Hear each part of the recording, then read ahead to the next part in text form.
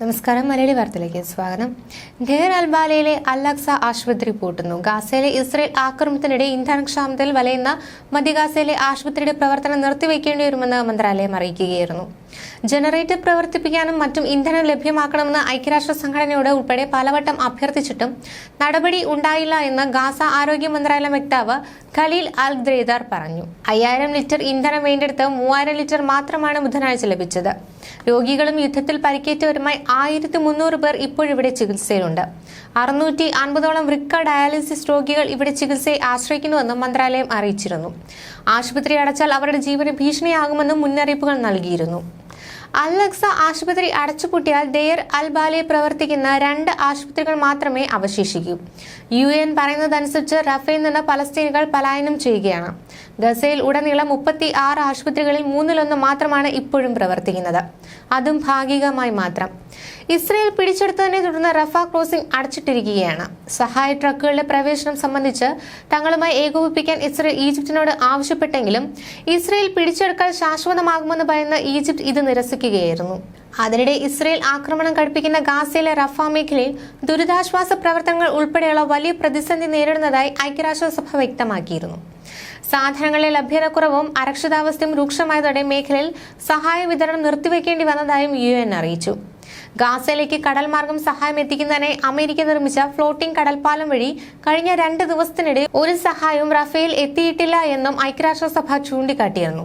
ദുരിത മേഖലകളിൽ മനുഷ്യാവകാശ സംഘടനകൾക്ക് സുരക്ഷിതമായി പ്രവർത്തിക്കാനുള്ള സാഹചര്യം ഇസ്രയേൽ ഒരുക്കിയില്ലെങ്കിൽ വലിയ ദുരന്തത്തിന് ഇടയാക്കുമെന്നും $32 കോടി പദ്ധതികൾ ഇല്ലാതാകുമെന്നും UN മുന്നറിയിപ്പ് നൽകിയിരുന്നു.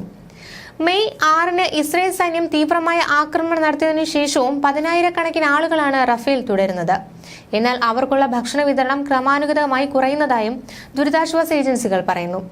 ഗാസയിലെ മാനുഷിക പ്രവർത്തനങ്ങൾ തകർച്ചയുടെ വക്കിലാണെന്ന് ഐക്യരാഷ്ട്രസഭയുടെ വേൾഡ് ഫുഡ് പ്രോഗ്രാമിന്റെ വക്താവ് അബീർ എത്തേഫ കൂട്ടിച്ചേർത്തു. ഗാസയിലേക്കുള്ള ഭക്ഷണത്തിന്റെയും മറ്റ് സഹായത്തിന്റെയും വിതരണം പുനഃസ്ഥാപിച്ചില്ലെങ്കിൽ ക്ഷാമം പോലുള്ള അവസ്ഥകൾ വ്യാപിക്കുമെന്ന മുന്നറിയിപ്പും അവർ നൽകുന്നു. മധ്യ ഗാസയിലേക്കുള്ള കുറഞ്ഞ രീതിയിലുള്ള ഭക്ഷണത്തിന്റെ വിതരണം ഇപ്പോഴും WFP തുടരുന്നുണ്ടെങ്കിലും സംഭരിച്ചു വെച്ച സാധനങ്ങൾ ദിവസങ്ങൾക്കുള്ളിൽ തീരുമെന്നാണ് അത്താഫ അറിയിക്കുന്നത്. സുരക്ഷാ ക്രമീകരണങ്ങളും സാധനങ്ങളുടെ നീക്കങ്ങളും വിലയിരുത്തി ഗാസയിലേക്ക് സഹായം എത്തിക്കാനുള്ള ബദൽ മാർഗങ്ങൾ തേടുകയാണ് ഐക്യരാഷ്ട്രസഭ ഇപ്പോൾ. ഗാസയിലെ ജനസംഖ്യയുടെ പകുതിയോളം വരുന്ന 11 ലക്ഷം ജനങ്ങൾ പട്ടിണിയിലാണെന്നും ക്ഷാമത്തിന്റെ വക്കീലാണെന്നും ഐക്യരാഷ്ട്രസഭ മുന്നറിയിപ്പ് നൽകി. റഫേൽ ആക്രമണം കടുപ്പിച്ച മെയ് 6-ന് ശേഷമാണ് മാനുഷിക സഹായങ്ങളുടെ വിതരണം ഏറ്റവും മോശം സ്ഥിതിയിലെത്തിയത്. എന്നാൽ റഫേലിലേക്കുള്ള സഹായ വിതരണത്തിന് നിയന്ത്രണം ഏർപ്പെടുത്തിയിട്ടില്ല എന്നാണ് ഇസ്രയേൽ ഉദ്യോഗസ്ഥർ അവകാശപ്പെടുന്നത്. അതേസമയം ഗാസയിലേക്കുള്ള സഹായം എത്തിക്കുന്ന വാഹന വ്യൂഹങ്ങൾ തടയുന്ന ഇസ്രയേലികളുടെ ദൃശ്യങ്ങളും പുറത്തുവന്നിരുന്നു. സഹായ സാധനങ്ങളുമായി കടന്നുവരുന്ന ട്രക്കുകളുടെ വിവരങ്ങൾ തീവ്ര വലതുപക്ഷ പ്രവർത്തകർക്കും ഇസ്രയേൽ കുടിയേറ്റക്കാർക്കും ചോർത്തി നൽകുന്ന തരത്തിലുള്ള റിപ്പോർട്ടുകളും പുറത്തുവന്നിരുന്നു.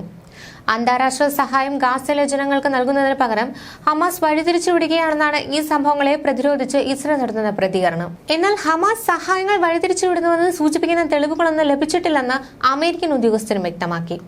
അധിനിവേശ വെസ്റ്റ് ബാങ്കിലെ പടിഞ്ഞാറൻ ഹെബ്രോണിലെ ടർക്യൂമിയ ചെക്ക് പോസ്റ്റിൽ വെച്ച് ഇസ്രയേൽ കുടിയേറ്റക്കാർ സഹായങ്ങൾ തടയുന്നതും നശിപ്പിക്കുന്നതുമായ വീഡിയോകൾ കഴിഞ്ഞ ആഴ്ച പ്രചരിച്ചിരുന്നു. ന്യൂസ് ഡെസ്ക് മലയാളി വാർത്ത.